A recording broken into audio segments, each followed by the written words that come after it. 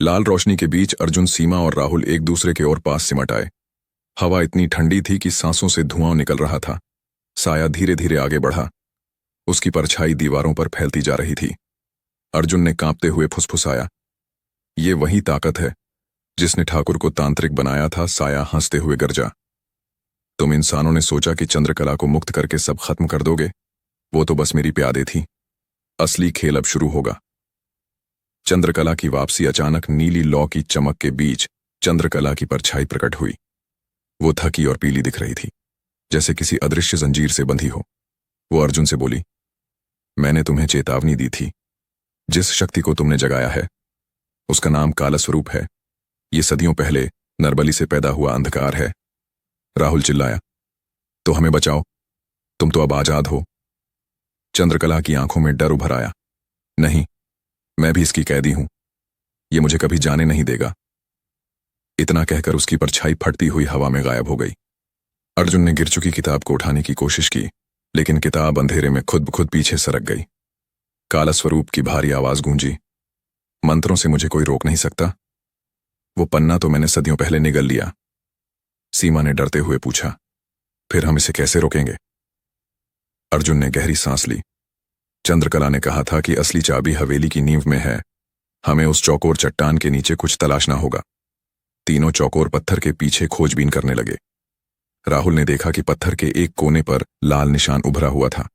जैसे ही उसने उसे दबाया, पत्थर खिसक कर एक संकरी सुरंग का रास्ता दिखाने लगा। सुरंग के भीतर उतरते ही उन्हें हड्डियों की सीढ़ियां दिखाई दीं। हर सीढ़ी पर पुराने जमाने के बलिदानों की निशानियां थीं, टूटी हुई चूड़ियां, जली हुई ताबीज और लहू के सूखे धब्बे। सीमा ने कांपते हुए कहा, यह जगह जैसे किसी ने नरक बना रखा हो। सुरंग के अंत में उन्हें एक गोलाकार कक्ष मिला। बीच में पत्थर की वेदी थी, जिस पर किसी राजा का कंकाल पड़ा था। कंकाल की मुट्ठी में जकड़ा हुआ एक लोहे का त्रिशूल था, जिस पर धुंधली लकीरों में कुछ श्लोक उकेरे थे। अर्जुन ने त्रिशूल को पकड़ते ही महसूस किया कि कोई अदृश्य शक्ति उसके हाथ में समा रही है। कालस्वरूप की आवाज गूंजी, उसे मत छू, वो मेरे विरुद्ध शस्त्र है। अर्जुन ने त्रिशूल उठाते हुए कहा, तो यही तेरा अंत करेगा। गुफा हिलने लगी। सुरंग की दीवारों से काली लपटें उठने लगीं। कालस्वरूप का साया गुफा में फैल गया और उसकी आंखें आग की तरह जलने लगीं। सीमा और राहुल पीछे हट गए, जबकि अर्जुन ने त्रिशूल को मजबूती से थाम लिया। त्रिशूल की नोक से नीली चिंगारियां निकल रही थीं। कालस्वरूप दहाड़ा, तुम इंसान मेरे सामने खड़े हो। मैं 1000 सालों से तुम्हारी आत्माओं को निगलता आया हूं। अर्जुन ने कांपते स्वर में उत्तर दिया, आज यह सिलसिला खत्म होगा। जैसे ही अर्जुन ने त्रिशूल से वार करने की कोशिश की, कालस्वरूप ने हवा में हाथ लहराया। सैकड़ों भूतियां परछाइयां उनके चारों ओर घूमने लगीं। उनमें से कुछ चंद्रकला जैसी लग रही थीं, पर उनकी आंखों में क्रोध था। राहुल चीख उठा, ये तो उन आत्माओं की फौज है जिन्हें ठाकुर ने बलि चढ़ाया था। सीमा ने डरते हुए कहा, ये उन्हें हमारी ढाल की तरह इस्तेमाल कर रहा है। हम कुछ नहीं कर पाएंगे। अर्जुन ने त्रिशूल को जमीन पर ठोंकते हुए मंत्र पढ़ा।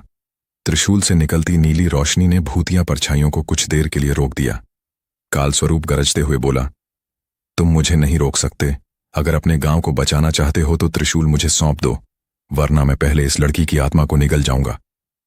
सीमा के पैरों के नीचे काली लपटें उठने लगीं और वो चीख पड़ी। अर्जुन के चेहरे पर पसीने की बूंदें चमकने लगीं। राहुल ने अर्जुन से कहा, त्रिशूल मत देना।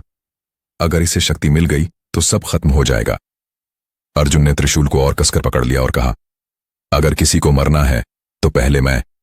अचानक सुरंग की छत से पत्थर गिरने लगे। त्रिशूल से निकली नीली लौ लाल हो गई और कालस्वरूप की चीख से गुफा गूंजने लगी। सीमा की आवाज गूंजी, अर्जुन, कुछ हो रहा है, यह जगह टूट रही है। राहुल ने चीख कर कहा, हमें बाहर निकलना होगा, वरना जिंदा दफन हो जाएंगे। अर्जुन ने त्रिशूल को आकाश की ओर उठाया। नीली बिजली की एक लपट नीचे उतरी और कक्ष की दीवार पर बनी प्राचीन मोहर को तोड़ गई। दीवार के पीछे से एक सुनहरी चमक फूटी और उसी पल कालस्वरूप दर्द से चीखता हुआ धुंध में बदल गया। लेकिन जैसे ही सभी ने राहत की सांस ली, एक धीमी फुसफुसाहट सुनाई दी, अगली अमावस्या पर मैं फिर लौटूं।